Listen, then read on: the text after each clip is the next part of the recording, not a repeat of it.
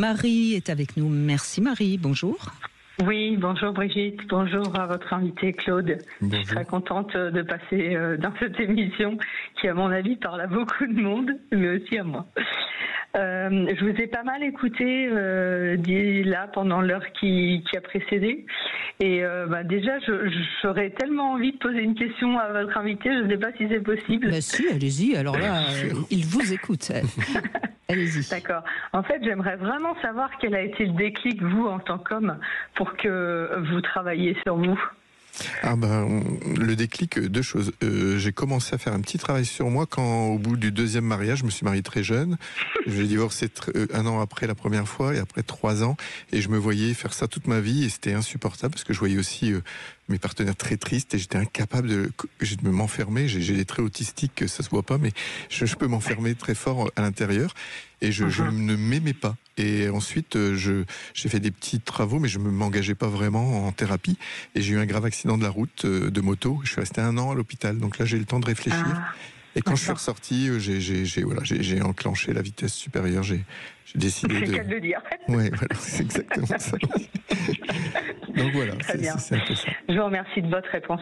En fait, si je vous ai posé cette question-là, c'est parce que vous avez parlé d'être entendu pour un homme, combien c'était important. Moi, en fait, c'est mon compagnon qui a du mal à communiquer.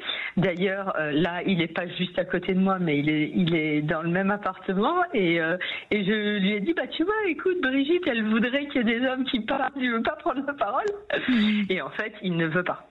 Il ne veut pas parce que pour lui, c'est absolument impossible. Il dit que c'est privé, qu'il ne peut pas faire ça, enfin bon, etc.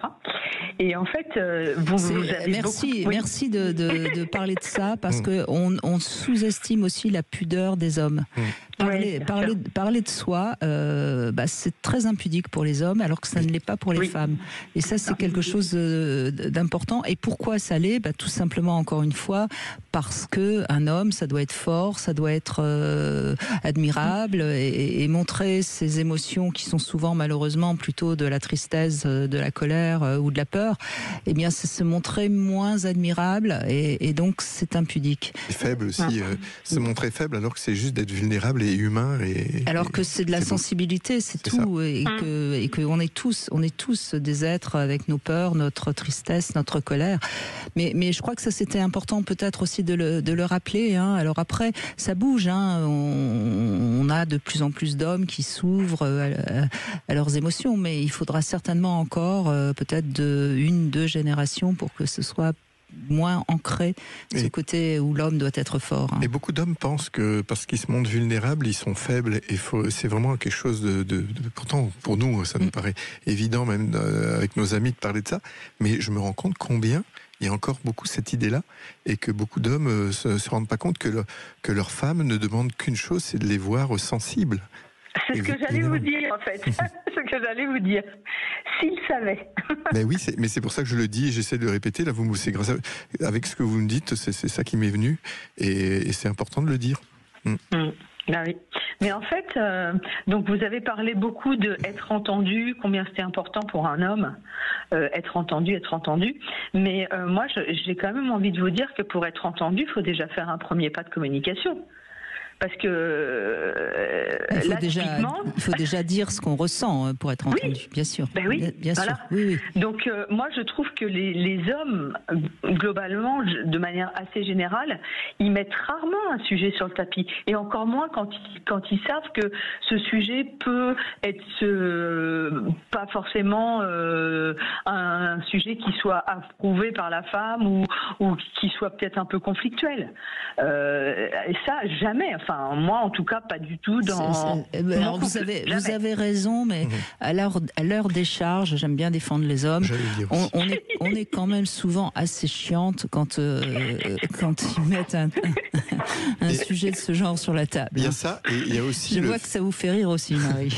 mais Marie, en toute sincérité, si on revient, parce qu'on n'en parle pas souvent, mais pour moi, c'est à l'origine. Quand vous avez rencontré votre compagnon, il parlait pas plus, on est d'accord? Alors, il parle, mais comme l'a dit la première invitée, c'est un être social.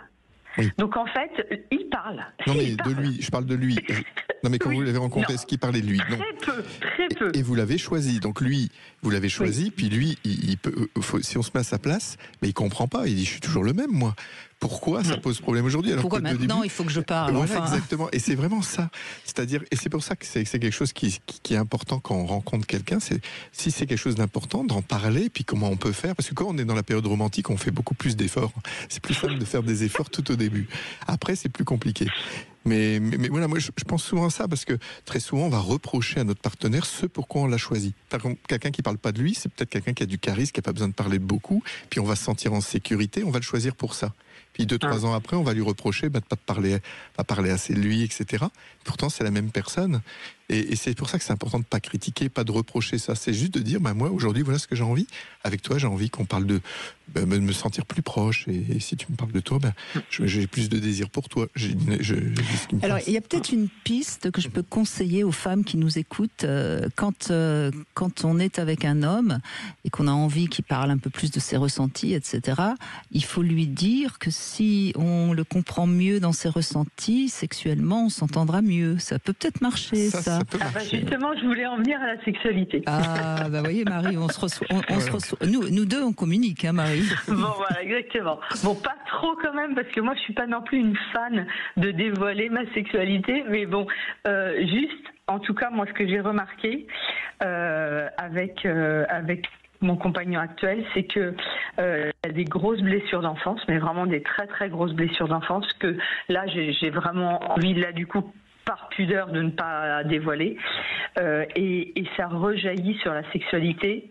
Et bon, il s'en est ouvert à moi, donc ça, moi j'ai trouvé ça vraiment très touchant, et je suis pas du tout dans le jugement là-dessus, il y a aucun souci, mais je trouve que c'est compliqué. En fait, c'est très compliqué de parler de sujets qui, entre guillemets, peut à nouveau le blesser encore plus.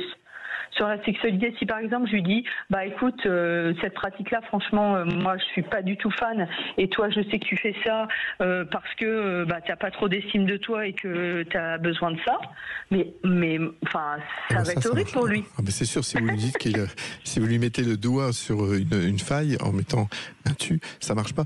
Mais c'est thérapeutique la sexualité, Marie. Oui. Je crois que c'est ça qu'il faut vraiment entendre, et parfois, même souvent d'ailleurs, ça marche pas beaucoup parce qu'on ne le fait pas, mais très souvent, grâce à la sexualité et à une pratique, quelle qu'elle soit, on va libérer des choses en profondeur de soi, et on va donc améliorer sa confiance et son estime de soi.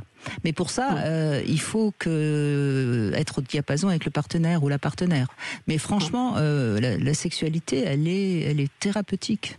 Et moi, j'en profite pour dire vraiment, quand il y a un problème important dans l'enfance ou d'un trauma sexuel, pour moi, c'est un devoir. Je veux dire, c'est difficile, ok, c'est compliqué, mais non, on a la responsabilité aussi d'aller mieux. Je veux dire, on peut faire quelque chose. C'est-à-dire, c'est pas une fatalité. Mais je peux pas l'obliger à faire quoi que ce soit. Mais j'entends bien. Mais moi, je dis aux hommes. Je lui ai déjà dit plein de fois. Moi, je lui ai déjà dit plein de fois.